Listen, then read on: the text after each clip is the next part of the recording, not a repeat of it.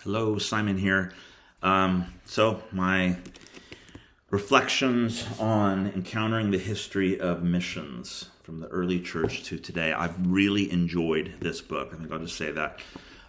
First and foremost, it's just been great. I think initially I was like, oh gosh, this is just a textbook. Hope this doesn't just suck the life out of missions and just kind of my passion for global missions. But I was really surprised, pleasantly surprised at really just how much I enjoyed the book and felt inspired. And so I think besides just my general enjoyment of the book, I really appreciated just being reminded, or maybe even for the first time, just coming to realize that I am part of something that God has been doing from day one, since the inception of the church and Jesus's commission to go to every nation, to all nations.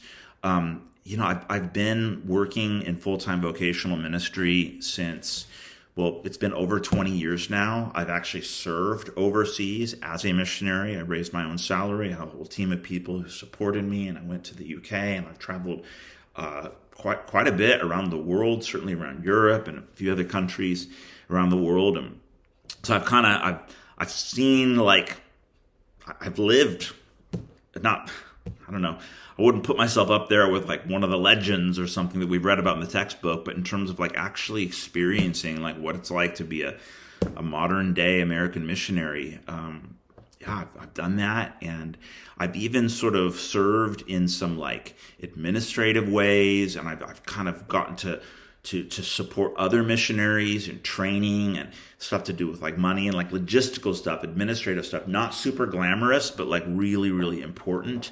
I've served on boards, and now I serve as a pastor, so we get to help support other missionaries who are going out. And I've kind of gotten to see a lot of it. And then over the years, you start to I have started to kind of get a little, not jaded, but you forget what this really is, and what an incredible honor it is to actually get to serve in the kingdom in this way.